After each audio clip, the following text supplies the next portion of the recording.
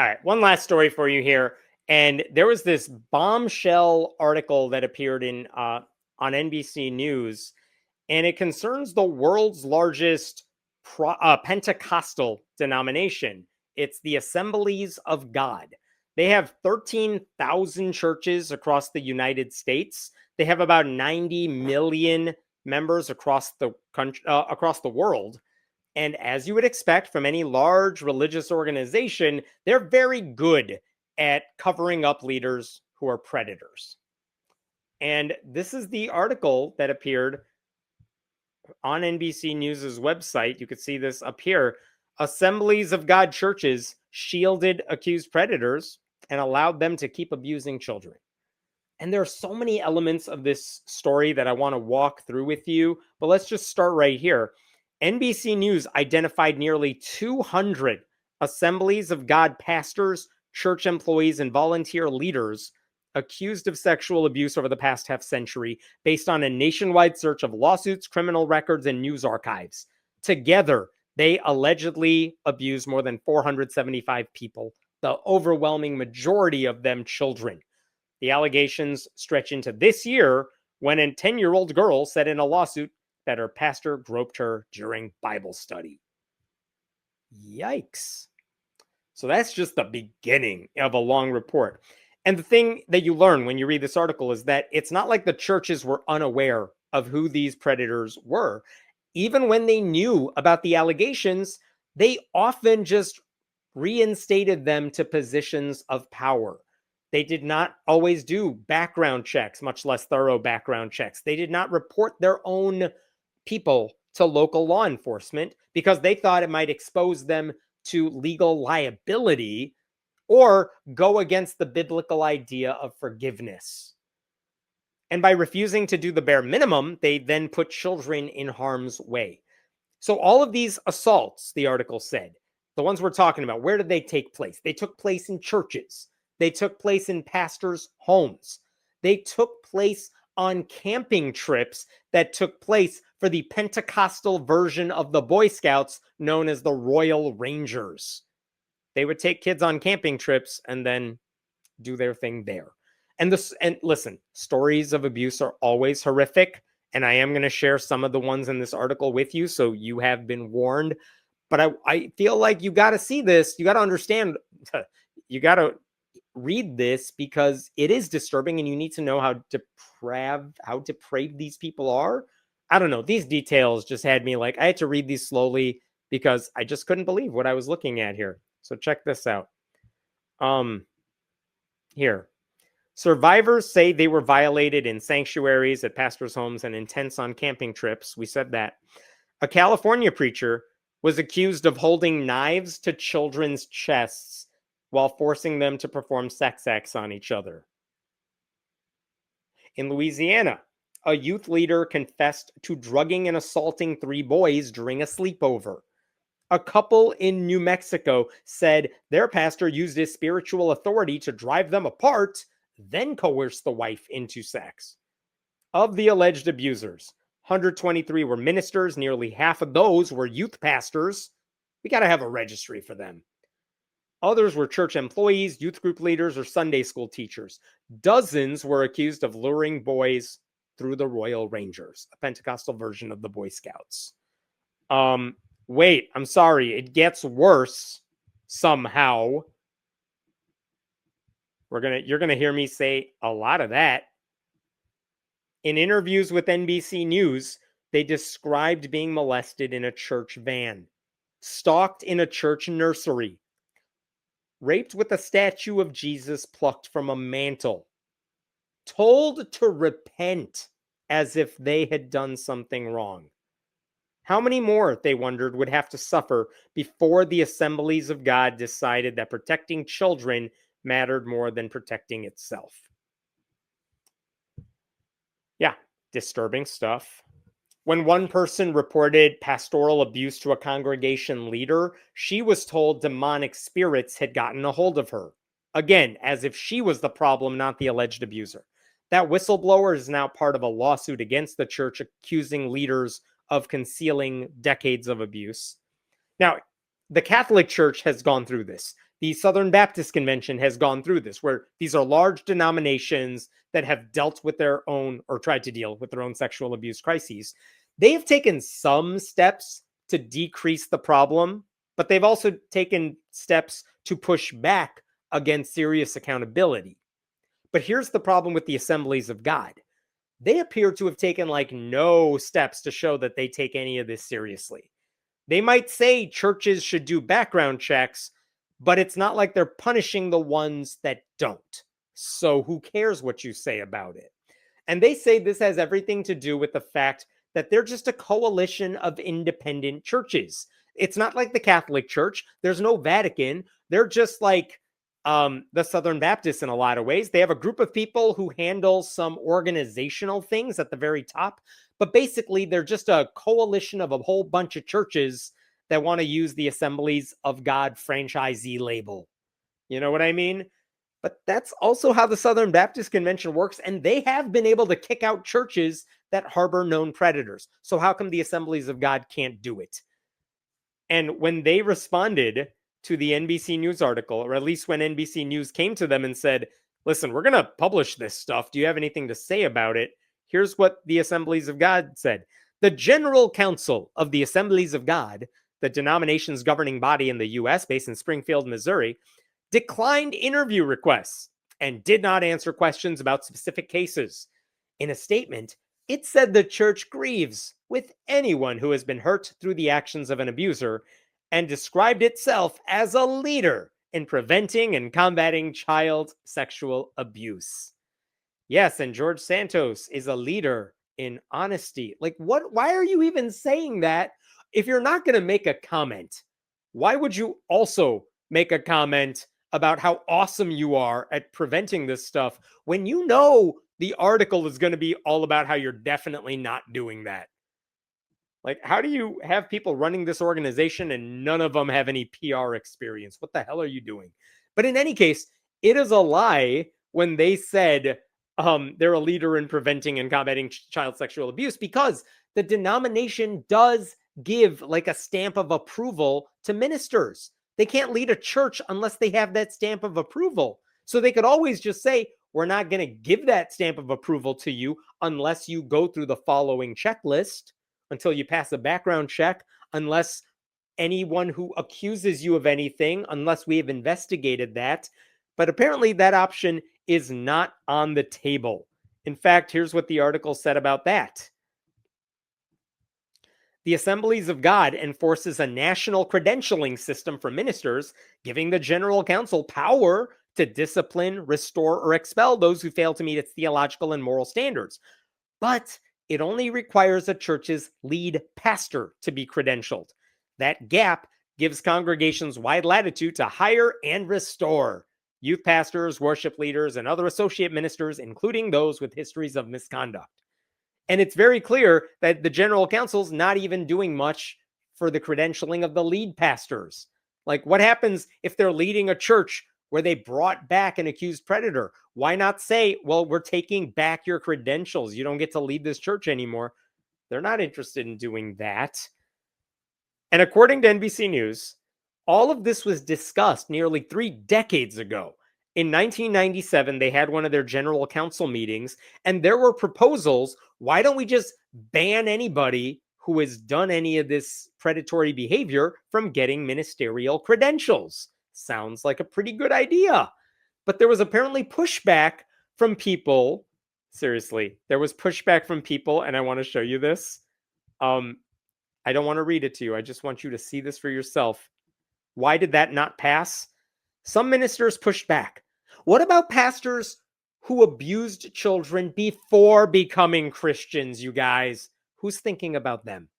And others debated whether the ban should extend to pastors who molested 16 and 17-year-olds and they didn't have intercourse. Come on, you guys. We're cool with that, right?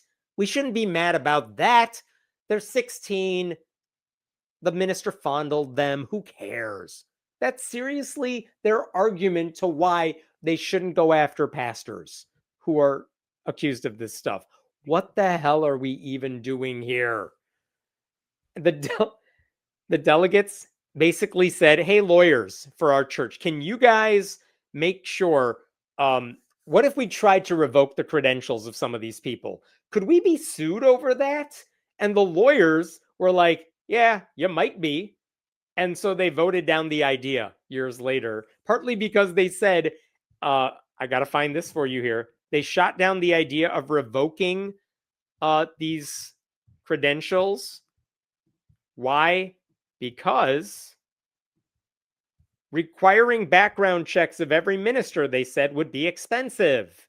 It wouldn't reduce legal liability, and it could unjustly punish those convicted of relatively minor offenses before finding Jesus. And by relatively minor, they mean you were just touching without consent, not that a child can give it, an underage person.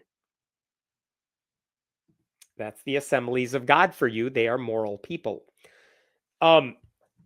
So after all of this, after the article came out, the Assemblies of God was like, maybe we should respond to this article. And so they posted this like 5-minute video online. These are two of these people. This is Doug Clay, the general superintendent. And I don't know, I forgot that lady's name, but these are two of the people who run the denomination. They basically put out a long video. I don't have a clip for you, but they said we have a zero tolerance policy when it comes to abusers, and we have, quote, always held that position. You will not find proof of that, but there you go. They also, in that same statement, equated ministers who sexually abuse children with ministers who were in consensual same-sex relationships. As if both of them are sinning, and we have no tolerance for people who do either of those things. But the implication still in those statements is that if any credentialed minister is found to have abused a child or made the mistake of being with someone of the same sex, of course we'll get rid of them. But anyone below them in the pecking order, who cares?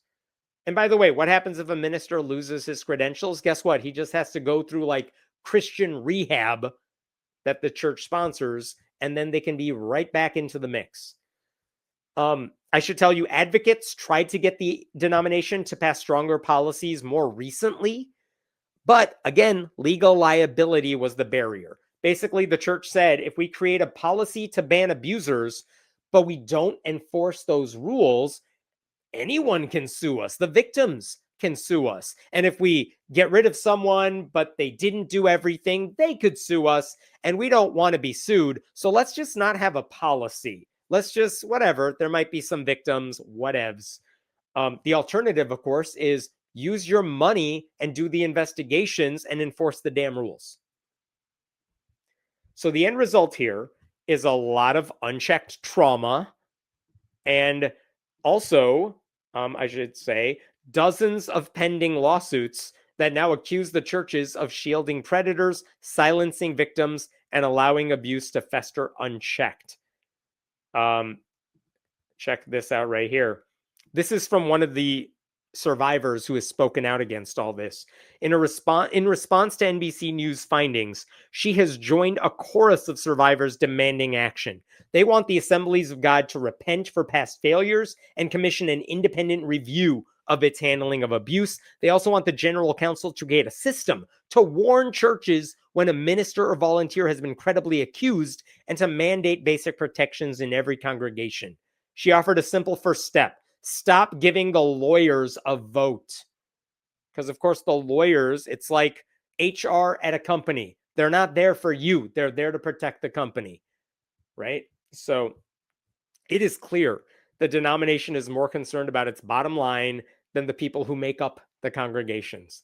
So if you are worried about getting sued for protecting predators, the solution should be making sure those predators are never allowed to be religious leaders in your denomination, not trying to avoid the lawsuits altogether. By the way, you know how bad this problem is? NBC News has an entire vertical, like a series of columns under the series called Pastors. Is it called Pastors? Yeah. Pastors and Pray. They have a whole section with a bunch of articles all about the Assemblies of God. They had to create a special section on their website just to discuss these stories because this is not a one-off. So, like I said, those people put out their statement. The Assemblies of God leaders put out their statement. They said the piece was, quote, peppered with misleading information and that they go above and beyond what they need to do to protect children. Well, one of the problems with that statement is that this lady right here that I mentioned earlier, her name is Donna Barrett. She's the general secretary of the denomination. She's one of the people who told the denomination to listen to lawyers and rejected a policy targeting ministers who neglected to follow child abuse prevention recommendation steps. And she said adopting that policy would play right into the hands of plaintiffs' attorneys. So the takeaway from all this is that the Assemblies of God has had every opportunity to act. They've been able to do something for decades. They have chosen not to. They have chosen self-preservation over action. They do not care about their flock. It is just a haven for predators who know there's going to be no oversight. And the numbers speak for themselves, hundreds of leaders, thousands of victims, and a leadership structure that knowingly allows this cycle to continue. At what point do the leaders of this church and anyone who goes to one of these churches decide that the problem is too big to ignore? At what point, like if you have a zero tolerance policy, how many violations of it need to happen before you admit, okay, maybe this is not working? These people have no moral authority. And this is complicity at this point. Like every day that the Assemblies of God delays reform, they are sending a message to predators that there will always be a second chance for them. Meanwhile, the children whose lives they destroy never even get their first chance to do anything. Like this is just baked into the governance at this point. And that means every local Assemblies of God congregation is a potential danger zone, and you should treat it that way. I would not feel safe telling a family to go visit that church. Like, why would you place your trust in an institution like this? It makes no sense. And without mandatory oversight and independent overseers, no member is safe, and no parent should believe their children are safe in their hands, in these church leaders' hands either.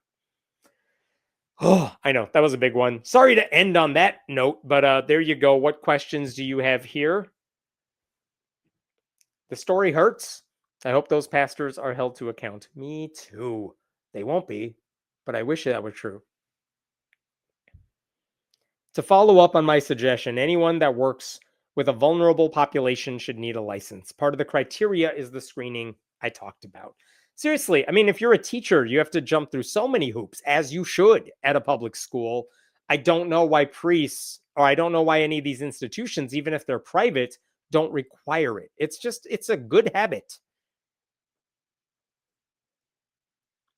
This is why crime should be handled by police and in courts, never by churches, schools, or company HR. Right. This is why you need secular oversight if you actually want. I mean, and by the way, I say that knowing full well it's not like the cops are always going to help. I know that. I know the courts are not always on our side either, but I don't trust church run investigations. Like, you can't let them self police because they never do a good job of it. They are pushing back because if they ban them, they won't have any pastors. I seriously think that plays a part in it. Like, if we shut down the churches that do anything bad, we're going to run out of churches. And the Assemblies of God is one of those denominations that I believe is losing numbers every year. So they're trying to maintain what they got, and they don't want to rush closing these places down. So what if there are some predators in the mix? It's never about faith. It's never about accountability. It's all about money. Yeah, they don't want to be sued. They don't want to pay out lawsuits that they will lose. So the abuse can continue, I guess, is their conclusion.